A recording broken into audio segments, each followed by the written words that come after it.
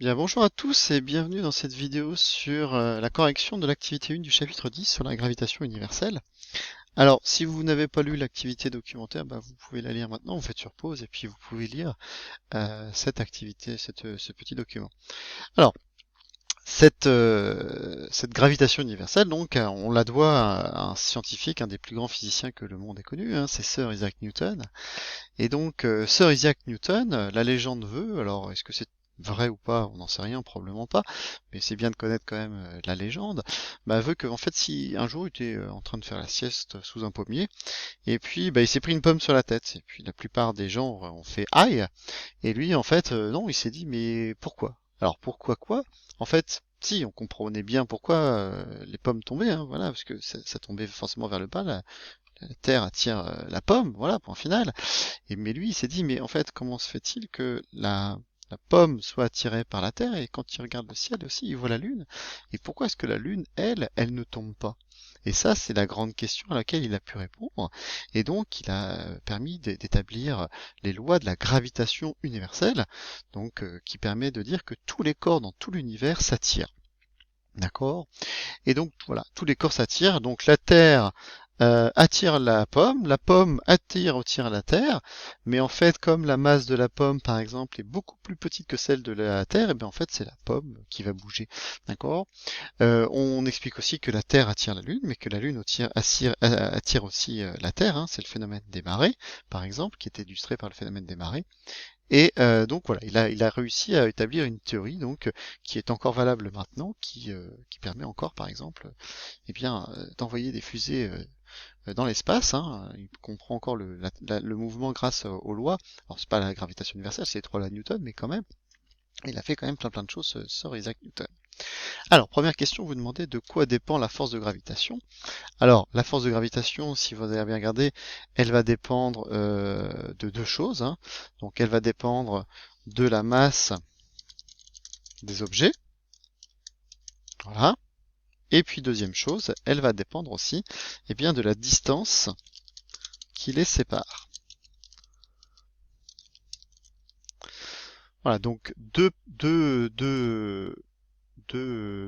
paramètres, la distance et ainsi que la masse des objets. Donc voilà, en fait, en gros, plus un corps est massif, plus il a une masse importante, plus il va attirer l'autre, d'accord? Et par contre, plus il est éloigné de l'autre, et moins cette force va se ressentir. Alors, quel type de mouvement la loi de la gravitation permet-elle d'interpréter? Eh bien, par exemple, le mouvement des astres, hein, ou la chute des objets. En fait, Isaac Newton a compris que, en fait, le mouvement des astres, c'est-à-dire que la Lune qui tourne autour de la Terre, était dû à la même force que la force qui fait en sorte que les objets tombent. Donc, la chute euh, des objets ou le mouvement des astres.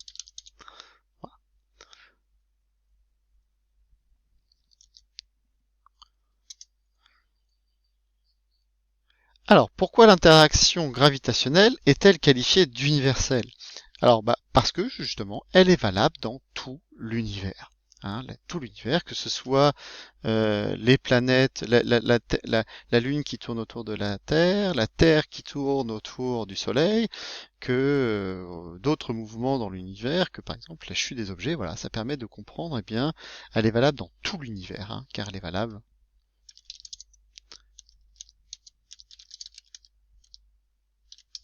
dans tout l'univers avec une majuscule pour univers. C'est un nom propre. Hop, hop, hop, hop. Alors, donc, on va arriver maintenant au gros du problème. Le gros du problème, c'est parmi les expressions mathématiques suivantes, laquelle semble conforme à la formulation de Newton en exprimant l'intensité de la force s'exerçant entre deux objets A et B séparés d'une distance D. Alors, si on regarde bien, en fait, la seule qui corresponde, c'est bien celle-ci. Donc, c'est cette loi-là qui va permettre donc la compréhension de cette force de gravité. F égale G, MA, MB sur D carré. Alors, qu'est-ce que ça veut dire en fait maintenant? Là, les maths sont là, maintenant on va essayer de faire l'interprétation physique. Donc on comprend que cette force de gravité, en fait, elle va être, je vais peut-être enlever ce qu'on voit pas grand-chose sinon. Euh, donc on va Donc, je vais la mettre ici, hop, c'est celle-ci. Donc en fait, on voit que c'est une relation de quasiment proportionnalité entre quoi? Entre une constante qu'on appelle G, ici c'est ce qu'on appelle la constante gravitationnelle. Sa valeur est de 6,67 fois 10 puissance moins 11 SI. Alors ici ça signifie système international, ça veut dire que cette grandeur-là est exprimée dans les unités du système international, c'est-à-dire par exemple les mètres, la seconde, le kilogramme. Il en existe 7 fondamentales en physique. Donc proportionnel à quoi? Eh bien au produit des masses des deux objets. Donc je dois faire la masse de l'un fois la masse de l'autre. Et c'est inversement proportionnel, puisque c'est divisé par d carré, c'est inversement proportionnel au carré de la distance. Donc en fait, le fait de s'éloigner fait en sorte que ce rapport-là va être plus petit. Donc la force, elle, sera plus petite. Par contre, plus les masses seront grandes et plus la force, elle, sera importante. Alors, on remarque une chose, c'est que cette grandeur G, donc ce qu'on appelle la constante gravitationnelle, eh bien, a un facteur, une puissance de 10 puissance moins 11. Donc, en fait, ce facteur-là de 10 moins 11 veut dire que justement, pour avoir une petite force qui va arriver, eh bien, il faut soit des distances très très proches, soit des masses qui sont très élevées. C'est pour ça que, eh bien, si c'est pour ça que la gravité ne peut se ressentir que par exemple sur des planètes ou des astres qui sont très massifs, sinon eh bien ça ne se ressent pas. Par contre, si vous mettez deux stylos les uns à côté des autres, il existe quand même une force qui va permettre d'attirer l'un vers l'autre, mais évidemment, cette force elle est tellement petite qu'on ne peut pas l'apercevoir nous à notre échelle. Alors, il va falloir donner les unités des différentes grandeurs. Alors, les grandeurs, la première c'est F. Alors, évidemment, je me trompe. Donc F, on va le faire en violet. F, c'est une force, donc ça va s'exprimer dans l'unité du système international, le Newton. Vous avez MA ou MB, c'est pareil, de toute façon c'est une masse qui va s'exprimer en kilogrammes. Et puis vous avez la distance qui, elle, va s'exprimer en mètres. La question est de savoir en quelle unité va s'exprimer G. G, c'est la constante gravitationnelle, c'est le système international. Alors comment est-ce qu'on va faire pour faire ça?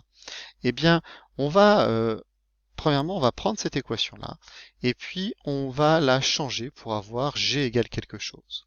Alors si vous regardez bien, je vais premièrement peut-être passer le d carré de l'autre côté, comme ici je divise par d carré, je fais fois d carré, donc je peux avoir quelque chose du genre, viens là toi, f fois d carré qui est égal à g ma fois mb, et puis maintenant ce que je vais faire c'est que je vais isoler g, ça veut dire que je vais ici enlever le ma mb, comme je fais ici fois, c'est comme s'il y avait un fois, on le met pas, mais c'est comme s'il y avait un fois, et bien fois MAMB, et bien je vais diviser par MAMB de l'autre côté. Donc ce qui vous donne que G, et bien c'est égal à F fois D carré divisé par MA fois MB. Alors, maintenant que j'ai isolé G, en fait, l'égalité veut dire que ça, c'est égal à ça, mais ça veut dire aussi que les unités aussi sont égales. Ça veut dire que l'unité de G, c'est la même unité que celle-ci. Alors, quand on va parler en termes d'unité, souvent, on va mettre, ça vous n'êtes pas obligé de le savoir, des crochets. Et donc, je vais écrire mon rapport ici avec des crochets. Alors, F, ce sont des newtons. Ici, le D, ce sont des mètres, mais j'ai élevé ça au carré, il faut faire attention, donc c'est des mètres carrés, que je divise par des kilogrammes fois des kilogrammes, donc des kilogrammes carrés. Donc mon unité c'est quoi? Mon unité c'est des newtons, mètres carrés, kilogrammes, puissance moins 2. Voilà, ça c'est mon unité de cette constante gravitationnelle. Alors vous comprenez maintenant pourquoi est-ce que l'on marque SI, parce que cette unité est un petit peu compliquée, elle n'a pas forcément beaucoup d'intérêt à être connue, donc on marque SI, qui veut dire système international, et dans ce cas-là, on ne s'embête pas avec les unités. Voilà, alors on n'abuse pas du SI, si c'est des kilogrammes, des mètres, les grandeurs, on les met évidemment, par contre c'est vrai quand c'est des unités un peu compliquées, on a quand même le droit de mettre SI derrière, et dans ce cas-là, on sait que globalement, on faut tout mettre dans le système international. Alors, dans la partie suivante, on vous demande donc, à l'aide des données ci-dessous et de la formule de la force gravitationnelle, exprimer puis calculer la force gravitationnelle exercée par le Soleil sur la planète Terre, notée F de S sur T. Alors, si vous regardez bien une notation, hein, la force hauteur sur receveur, ça veut dire que c'est le Soleil qui exerce la force sur la Terre. Alors, on vous donne les données, la masse de la Terre qu'on va appeler MT, la masse du Soleil qui s'appelle MS, et la distance moyenne séparant la Terre du Soleil, c'est 150 millions de kilomètres. Le rayon de la Terre, c'est RT, avec 6380 km. Alors moi, ce que je veux calculer, c'est quoi? C'est la force que va exercer le Soleil sur la Terre. Alors c'est plutôt la norme de la force, hein, puisque je n'ai pas mis de flèche, donc ça veut dire que c'est uniquement la valeur. Eh bien ici, je vais utiliser toutes les données que je n'ai. Donc je vais créer mon calcul littéral, je vais dire que c'est G fois quoi? La masse des deux. Donc le premier c'est le Soleil, je vais marquer ms pour masse. Alors il faut surtout pas oublier une donnée très importante, c'est le carré. Voilà, on n'oublie surtout pas le carré, sinon après votre calcul il est complètement faux, évidemment. Alors je peux passer à l'application numérique, donc c'est égal à quoi? G, alors la valeur est donnée sur la page d'avant, hein. Cette valeur n'est jamais à connaître, elle sera toujours redonnée dans l'énoncé. C'est 6,67 fois 10 puissance moins 11 dans le système international. Ça veut dire qu'il faut que je mette toutes les autres grandeurs bien dans les unités du système international, donc le kilogramme, le mètre, la seconde, etc., etc. Alors ensuite, la masse du Soleil, qu'est-ce que c'est? La masse du Soleil, c'est 1,987 fois 10 puissance 30 kg. Voilà. Fois la masse de la Terre, c'est 5,975 fois 10 puissance 24 kg. Donc ça, je suis dans le système national, tout va bien. Et je divise par la distance au carré. Donc la distance, c'est 150 millions de kilomètres. Alors attention, les kilomètres ici, hein, c'est pas le système international, il faut mettre les mètres. Donc il faut que je fasse fois 10 puissance 3. Et je n'oublie pas mon carré. Alors la grosse erreur ici, c'est de ne pas mettre de parenthèse, parce qu'en fait, c'est cette distance-là qui est au carré, hein. C'est pas juste la puissance de 10 qui est au carré. Si vous mettez juste un carré ici, la calculatrice, ça va peut-être prendre juste sur la puissance, donc il ne faut pas oublier de mettre ici une parenthèse pour être sûr que de faire le carré de cette grande distance-là. Alors, je vous invite très fortement à prendre votre calculatrice parce que des fois on pose la bonne formule, on pose le bon calcul et avec la calculatrice on se trompe. Je vous conseille très fortement de faire vous-même le calcul pour pouvoir avoir la bonne valeur. Et si vous trouvez pas la bonne valeur, vous essayez de refaire votre calcul. Alors vous trouvez aux alentours de, alors je vais mettre beaucoup de chiffres, 3, 5, 1, 9, 4, 8 fois 10 puissance 22 newton. Alors, si maintenant je m'interroge sur les chiffres significatifs, eh bien les chiffres significatifs ici, le plus petit c'est quoi? C'est 3 chiffres ici, regardez, parce que là j'en ai 3, là j'en ai 4, là j'en ai 4, dans l'autre j'en ai 3, donc je vais prendre 3 chiffres significatifs. Ce qui veut dire que je vais m'arrêter, je vais prendre le 3, je vais prendre le 5, et je vais prendre celui-ci. Comme le chiffre d'après est le 9, eh bien je vais arrondir au supérieur, je vais écrire que c'est 3,52 fois 10 puissance 22 newtons. Ensuite, question suivante. Eh bien, cette fois-ci, on vous demande de représenter en rouge sur un schéma le vecteur de la force gravitationnelle qu'exerce le Soleil sur la Terre et la noter. Donc moi, je veux représenter la force que va exercer le Soleil sur la Terre. Donc si c'est sur la Terre, eh bien cette force ici, le point d'application, ça va être le centre de la Terre. Ça, c'est mon point d'application.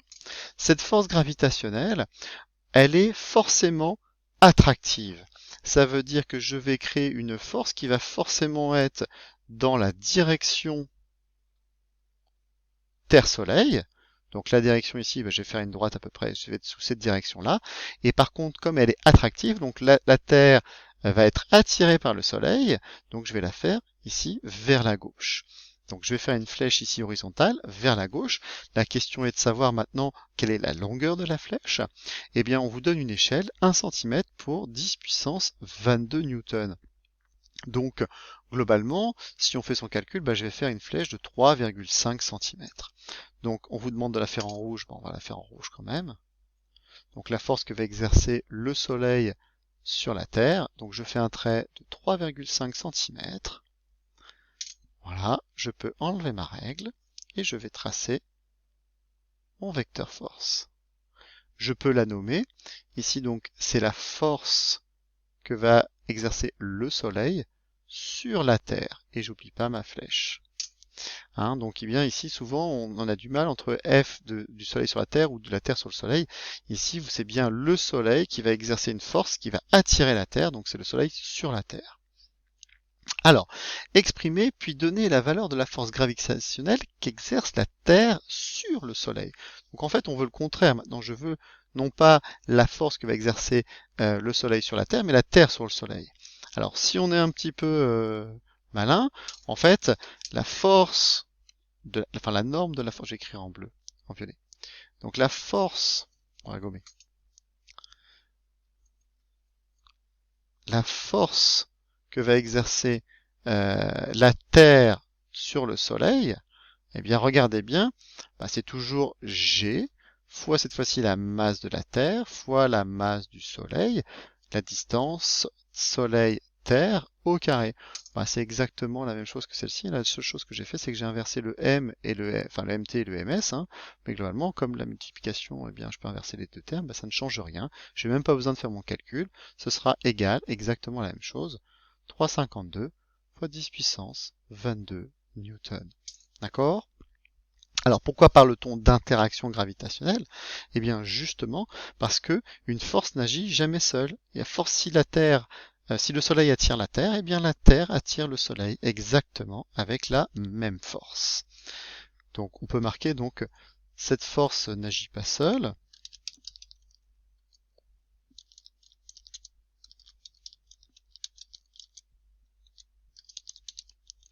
Elles vont toujours par paire. Bon, c'est bien. Pas non plus. Elles vont toujours par paire. Voilà. Voilà. Une force, c'est une interaction. Ça veut dire qu'il y a forcément deux choses. Si on agit sur l'un, on agit forcément sur l'autre. Alors, sur le schéma ci-dessous, représenté à l'échelle et en bleu, la force gravitationnelle exercée par la Terre sur le Soleil. Donc en fait, ce que je veux, c'est la même chose. Donc globalement, je vais reprendre ma règle, je vais me positionner ici entre les deux points, et puis par contre mon point d'application ici, c'est la force qui va exercer la Terre sur le Soleil. Donc mon point d'application, c'est le Soleil. Ça veut dire que je vais prendre un point ici, je vais le faire en bleu comme c'est indiqué dans le début, et là, ça va être mon point d'application. Alors, au point de vue des normes, ça va être la même chose, sauf que cette fois-ci, la force, comme les forces sont attractives, eh bien, on va faire la force qui va aller vers la droite, mais par contre, toujours de même norme, donc vous devez faire encore un trait de 3,5 cm de longueur. Voilà. Donc je continue ma flèche, et là je peux la nommer. Donc c'est la force que va exercer, donc cette fois-ci, la Terre sur le Soleil. Voilà. Alors, vous avez aussi une petite résolution de problème si vous le désirez. En fait, on vous dit, d'après la loi de gravitation, nous attirons tous les objets qui nous entourent, comme le ou la camarade qui est assise à côté de vous. Enfin, pas en termes de confinement. On va dire que justement, si on respecte les distances de sécurité, enfin les gestes barrières, il faut au minimum 1 mètre entre vous deux. D'accord? Donc, on va considérer cette distance-là de 1 mètre. Donc à côté de vous, et tous les objets qui nous entourent nous attirent. Hormis celles produites par la Terre, ces attractions nous sont pourtant imperceptibles. Par une démarche illustrée d'exemples et de calculs, montrez pourquoi cette attraction nous est imperceptible au regard de l'attraction gravitationnelle exercée par la Terre. On va essayer de calculer peut-être plusieurs choses. On va essayer qu'on vous demande de comparer deux choses. Donc pour comparer deux choses, la plupart du temps, on va faire un rapport entre les deux. Alors je vais comparer quoi? La force que va exercer la Terre sur un homme, et puis la force que va exercer un homme sur un autre homme. Donc on va essayer de peut-être, on n'a pas de valeur ici, on va essayer d'en inventer tout simplement. Alors, si j'essaie de calculer la force que va exercer la Terre sur un homme, la norme de la force. Alors c'est quoi? J'utilise la loi de gravitation universelle de Newton, c'est G, donc la constante gravitationnelle, fois la masse de la Terre, fois la masse d'un homme, j'appelle ça MH, divisé par la distance entre la Terre et l'homme, le tout au carré. Alors, G, je connais, hein, c'est une constante, c'est 6,67 fois 10 puissance moins 11. La masse de la Terre, elle est donnée quelque part là-haut, elle est là. La masse de la Terre, c'est 5,975 fois 10 puissance 24 kg. Donc je la reporte ici. Donc c'est 5,575 fois 10 puissance 24 fois la masse d'un homme. Alors par contre ça on n'a pas cette donnée là. Bah écoutez, on va en inventer une. On va dire que c'est un homme qui fait par exemple 50 kg. Donc j'ai marqué fois 50. Voilà, c'est en kilogrammes. Donc je vais la laisser comme ceci. Fois la distance au carré entre la Terre et l'homme. Bah, on imagine, alors vous faites pas, mais on imagine, voilà, si j'ai mon petit bonhomme, c'est la Terre, c'est le centre de la Terre, et puis si j'ai mon petit bonhomme là, eh bien, c'est vraiment très très très mal fait mon truc. Eh bien, la distance entre la Terre et l'homme, bah, c'est à peu près ça, c'est-à-dire le rayon de la Terre. Donc le rayon de la Terre, cette valeur est donnée là-haut, hein, elle est donnée là, c'est 6380 km. Donc moi je vais écrire 6380 km. Attention, je fais attention, il me faut des mètres. Fois 10 puissance 3, j'oublie pas de mettre la parenthèse ici pour faire le carré. Si on passe à l'application numérique, on trouve eh bien 4,9 fois 10 puissance 2 newton. Voilà. Maintenant, bah, je peux faire le calcul, le même calcul entre la force exercée par un homme sur un autre homme. Pardon. Donc ça va être G fois la masse d'un homme fois la masse d'un autre homme divisé par la distance entre un homme et un homme au carré. Alors quelles sont les valeurs que je vais prendre? Bah, la constante gravitationnelle c'est toujours 6,67 fois 10 puissance moins 11. La masse d'un homme, bah, je vais dire 50 kg. Fois la masse d'un autre homme, bah, encore un autre 50 kg. Et puis la distance, bah, on vous dit bah faut être à peu près à 1 mètre. Donc c'est à 1 mètre au carré. Quand je fais ce calcul-là, je trouve 1,6 fois 10 puissance moins 7, hein, ce sont des ordres de grandeur, on s'en moque, des chiffres significatifs, c'est pas très important, moins 7 newtons. Voilà, alors maintenant pour comparer les deux, bah, je vais faire le rapport entre les deux. Je vais faire la force de la Terre sur l'homme, que je vais diviser par la force de l'homme sur l'homme. Donc on trouve aux alentours de 3 fois 10 puissance 9. Ça veut dire que la force que va exercer la Terre sur un homme, hein, est 3 milliards de fois supérieure à la force que va exercer un homme sur un autre homme séparé d'une distance de à peu près 1 mètre. Hein, ce symbole-là veut dire très supérieur. Donc il est évident que comme on a une valeur ici qui est beaucoup plus importante, hein, 3 milliards de fois, je ne sais pas si vous imaginez, donc c'est pour ça qu'il est strictement impossible de pouvoir ressentir la force que va exercer les autres autour de nous. Alors cette force est bien présente, mais elle est totalement imperceptible puisqu'elle est ici, d'après mon calcul, environ 3 milliards de fois plus importante que la force que va exercer la Terre sur ce même homme. Voilà. C'est terminé pour cette vidéo-là. Je vous souhaite une bonne journée et à bientôt.